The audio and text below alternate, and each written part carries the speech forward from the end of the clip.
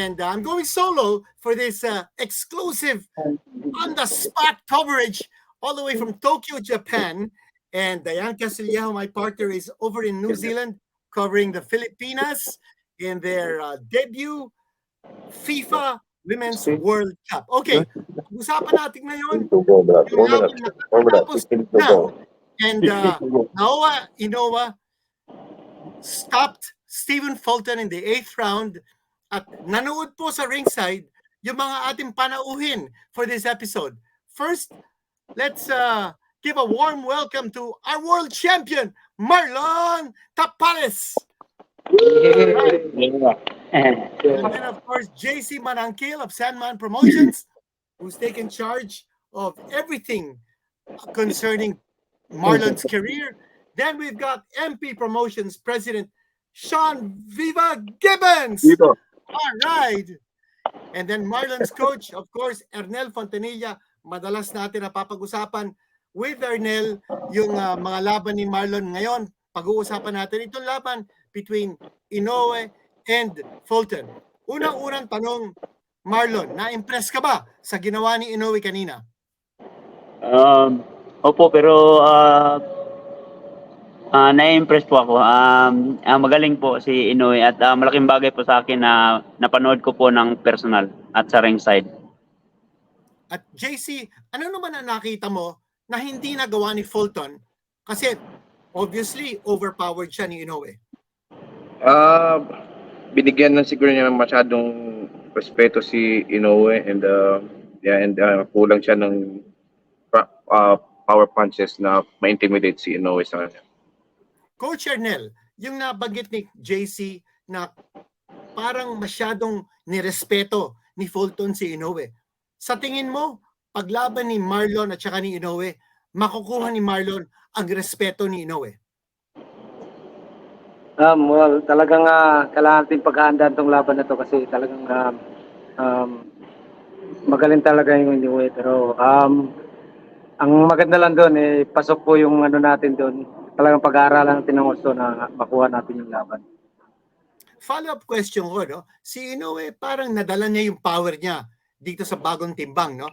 He is now fighting in the super bantamweight division or junior featherweight division, 122 pounds. Sa tingin mo, yung bagong timbang ni Inoue walang epekto sa kanyang power? Ernel? I think mas komportable siya sa timbang na yon. So yeah, I think yun po. Okay, and now let's ask the big questions to Sean Gibbons of MP Promotion. Viva, tell us, when is the fight between Tapales and Inoue? When and where is that fight going to happen? Well, in speaking to Mr. Honda and Mr. Ohashi, we're hoping for December. December would be a great time. And of course, Japan, where Marlon's had tremendous success here. He won 2 fights back when he was the WBO champion. Loves the culture here, loves the people. So we hope the fight's here in Japan. So it will be in Japan and it will be in December. And that will be to unify the championships. So Inoue is now the WBA and the WBC champion? No, he's the WBC and the WBO. Marlon is the WBA and the IBF. And I know he's the Ring Magazine. This will be the first time in history and ever in boxing that the 122-pound belt will be unified. So it's a big deal. Okay, so we got that straightened out. It's going to be for a unified title. WBO, WBA, WBC, IBF championships on the line when Marlon Tapales and Inoue get it on now. Marlon is the only Filipino reigning world champion at the moment. Viva, now, you think there's going to be a lot of pressure on the shoulders of Marlon because he's the only Filipino reigning world champion at the moment?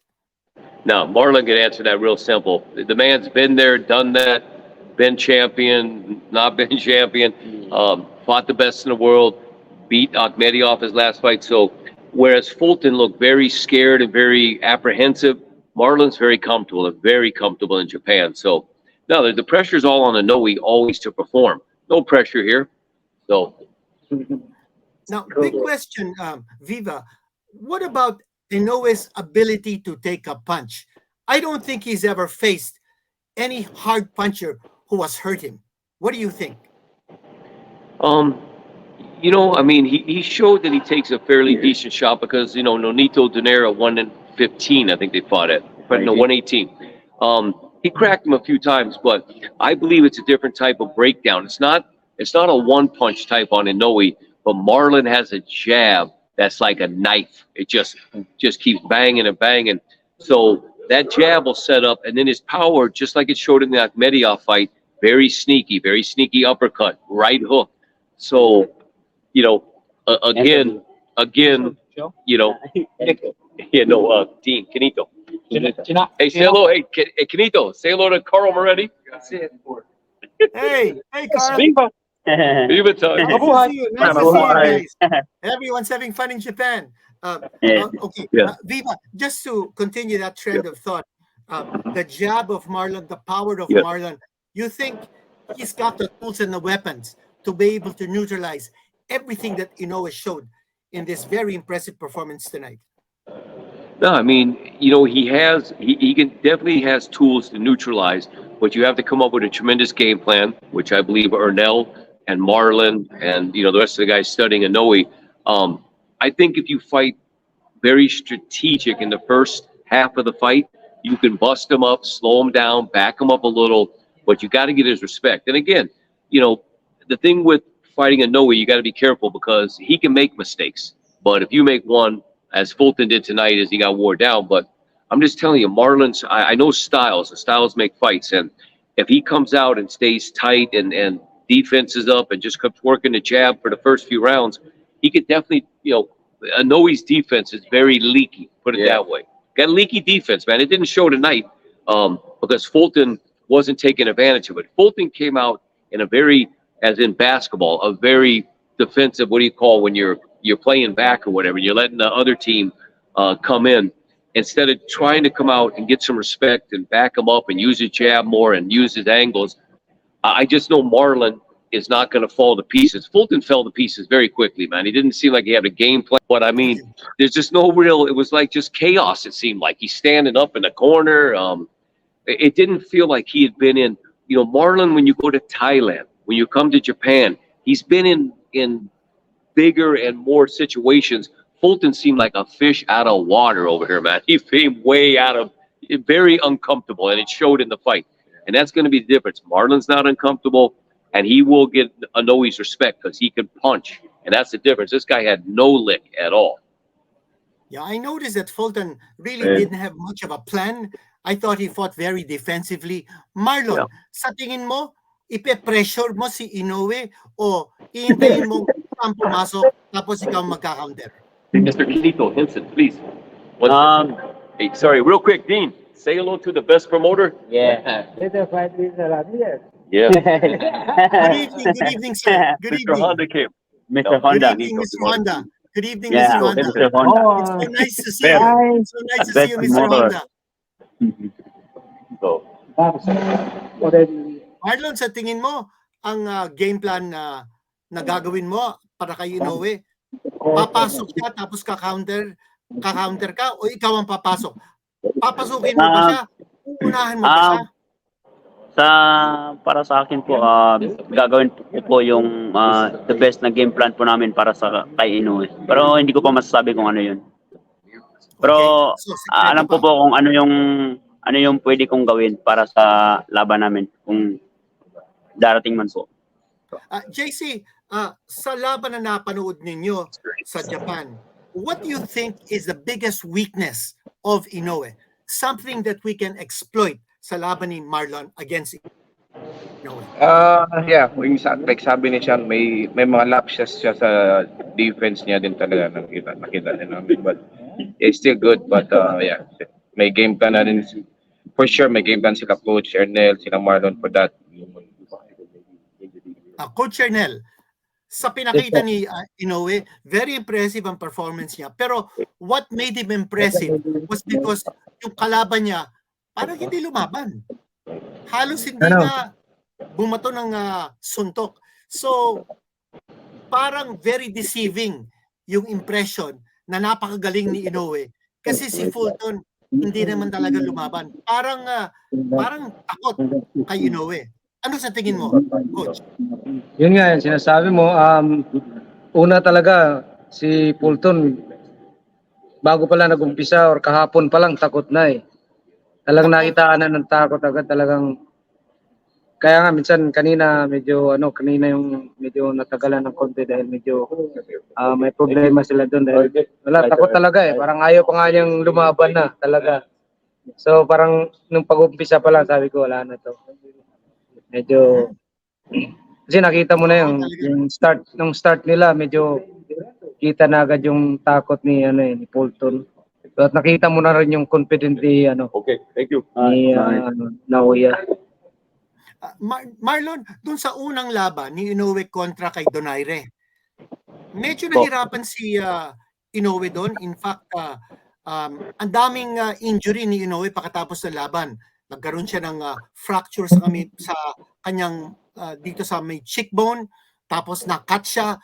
So, natamaan siya ng malakas ni Donaire.